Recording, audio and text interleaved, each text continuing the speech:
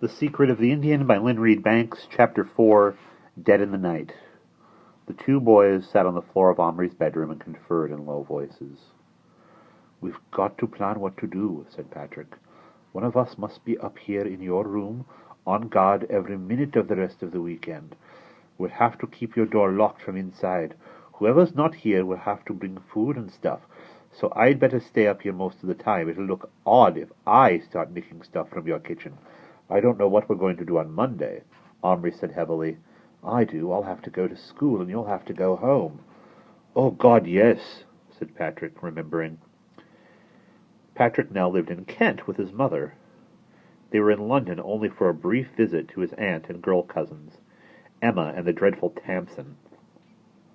They'd have been back in their country home already if Tamsin had not fallen off her bicycle and hurt herself, so that Patrick's mother had decided to stay on for a day or two to help with his aunt. The two boys sat in heavy silence. Omri could hardly bear the thought of being left alone in this incredibly difficult situation. Patrick could hardly bear the thought of leaving it. "Maybe Tamsin will die," Patrick said darkly. "Then we'll have to stay for the funeral."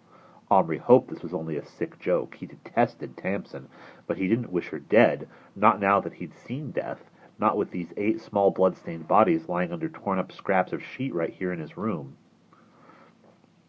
"What are we going to do about the casualties?" he asked. "You mean the dead ones? We'll have to bury them." "Where? In your garden?" "But we can't just...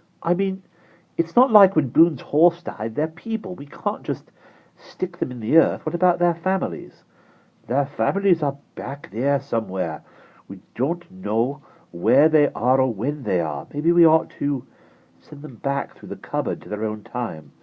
Send their dead bodies back with modern bullets in them. Their people would think they'd been shot by white men. They wouldn't examine them. They'd go through, whatever special rituals they have and bury them properly, or whatever they do with dead people." Abruptly, Omri felt his eyes begin to prick. A hard, hot lump came into his throat. He put his head down on his knees. Patrick must have been feeling the same, because he squeezed Omri's arm sympathetically. "It's no good feeling it too much," he said after clearing his throat twice.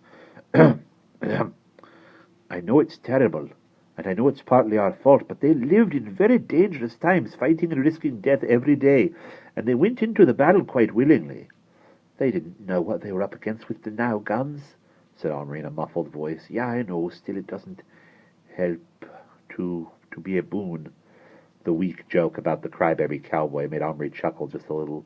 "Where is Boone, by the way?" he asked, sniffing back his tears. "I told you I sent him back. He asked me to. Gave him a new horse, and off he went. Look." He opened the cupboard. On the shelf was Boone standing beside his new horse, a tall, alert-looking black one. On the floor of the cupboard, Corporal Fickets and his men were clustered together with their various weapons. Patrick gathered them up, put the soldiers back in the biscuit tin, but kept Fickets and Boone separate. Boone went into his pocket, horse and all. He always kept him there, when he wasn't real, for luck. He was actually as fond of Boone as Omri was of Little Bear. Omri put Fickets in the back pocket of his jeans. "The only thing we can do right now is to get some sleep," Omri said. Patrick settled down on his floor cushions, while Omri clambered up into his bunk under the skylight. He looked up at the stars through the branches of the old elm tree, which his father kept saying should be cut down because it was dead, skeletal as it was. To Omri it was a friend. "Let's bring Boone back tomorrow," Patrick whispered just before they dropped off. "I don't seem to be able to face things without Boone, whether he cries or not. Besides, I want to know if he likes his new horse." At dawn, Omri was awakened by a familiar shout. "Omri, wake! Day come! Much need do!" Omri, feeling sticky-eyed and thick-headed with tiredness, slid backwards down the ladder to the floor. Patrick was still sound asleep. The gray dawn light was just creeping in through the skylight. "It's dead early, Little Bear," he muttered, rubbing his face and stifling a series of yawns.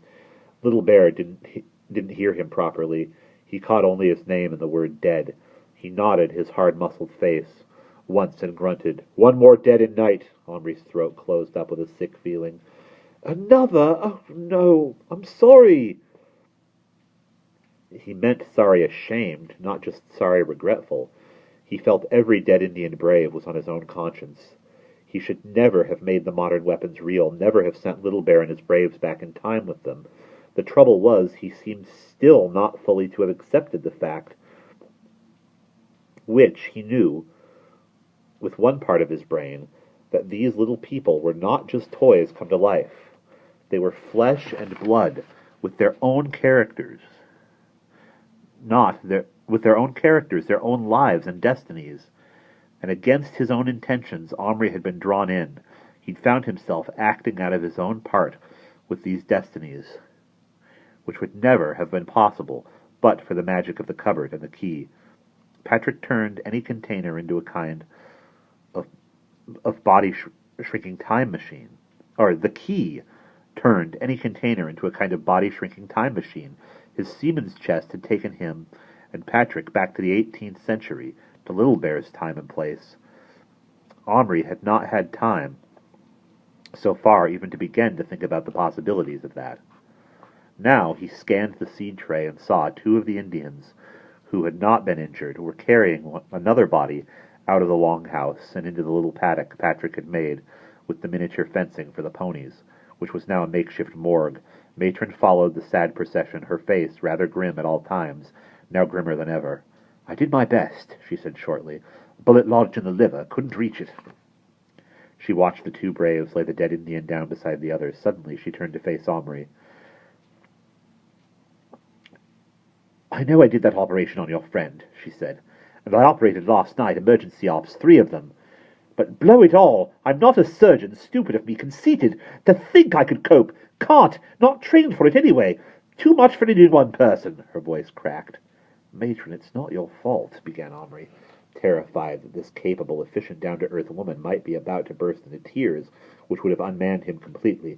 "Didn't say it was. My fault indeed." She glanced at him, took her spectacles off, polished them on a spotless handkerchief from her apron pocket, and put them back on her formidable nose. "Blessed if I know how I got here. What this is all about. Don't you go pulling the wool over my eyes. I know when I'm dreaming and when I'm not. This is real. The blood's real, the pain's real, the deaths are real. My ops were real. They were the best I could do. But what is also real is my basic inadequacy." She suddenly snatched the handkerchief out of her pocket again and blew her nose on it. She wiped her nose back and forth several times and gave a great convulsive sniff. "What we need here is a properly equipped medical team." Omri gaped at her. "If we don't get one, and quickly, more of these poor men are going to die." After a moment, during which she glared at him expectantly through her spectacles, Omri said slowly, "I'll tell you the truth about your being here and all the rest of it, but you probably won't believe me." "After what I've been through in the past 48 hours, I'll believe anything," she said fervently. He explained things as well as he could. She listened intently and asked a couple of questions. "You say any article or figure made of plastic is affected?" "Yes." "And objects that might be concealed on the person, my hypodermic syringe, for instance, and other things I brought in my pockets from St. Thomas's?" "Yes, they're made real, provided the person had them on him before he was brought." "Well, why can't you get hold of some plastic doctors and put them in your allegedly magic cupboard? Only you must make sure they have some equipment, surgical instruments and so forth." "But all the shops are shut. How can I—" Suddenly, Patrick remembered. 2 nights ago he had gone to see Patrick at his aunt's house. Suddenly, Omri remembered. 2 nights ago he had gone to see Patrick at his aunt's house, and they had tried to borrow Tamsin's new box of plastic figures, only she'd caught them at it and grabbed it back. Omri had just managed to hold on to the figure that turned out to be Matron, but there had been others in the set, including a surgeon and an operating table. He stretched out his foot and nudged Patrick awake. "Patrick, listen. There's another dead Indian, and Matron says if we don't find a proper doctor, more will die." Patrick scrambled to his feet, rubbing his hair. "How could we get any new ones on Sunday? What about the ones Tamsin has? What are you saying, that I should go back to Auntie's and nick them when Tamsin isn't looking? It's only borrowing. Not when the owner doesn't know or agree. Not when the owner's my little creep of a cousin. She'd have my guts for garters." Omri said with a note of desperation. "Well, what are we going to do then? This is a real emergency." Suddenly he had an idea. Why don't you try buying them off her? It might work. Have you got any dosh? Not a penny. We spent it all on the Indian braves. Maybe Dad'll lend me a couple of quid. Omri's dad did better than that. He gave him £5. And not just till payday. You've earned it. Here's one for Patrick, too. So there was no problem about money. At breakfast, hastily eaten, the boys sneaked some crispy bits of bacon and quite a few crunchy nut flakes into their pockets, and Omri astonished his mother by asking for a mug of tea instead of milk. Matron couldn't cope without her tea. I thought you hated tea. I'm coming around to it. You'll be hitting the Scotch next, commented his father from behind his Sunday paper. Patrick nudged Omri. When whiskey was mentioned, there was just one person who came to mind. Halfway back up the stairs, Patrick whispered, Let's bring Boone back to life right now before I leave. At that moment, the doorbell rang. Omri went down and opened the door. Then he gasped. Outside stood Tamsin, of all people. How could it be? She'd broken her leg. Omri looked again. It wasn't Tamsin, it was Emma. Emma was Tamsin's twin sister.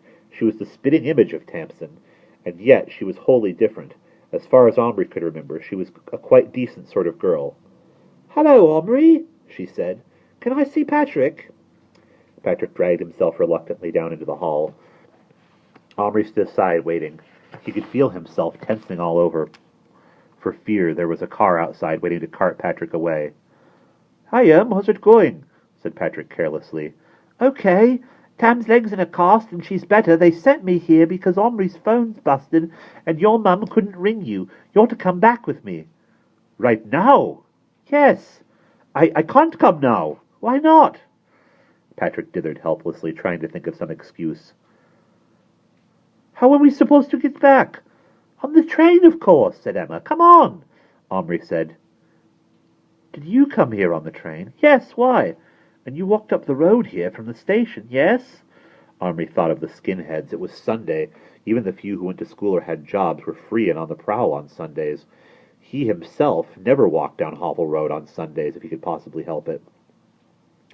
Did you meet anyone? She shrugged.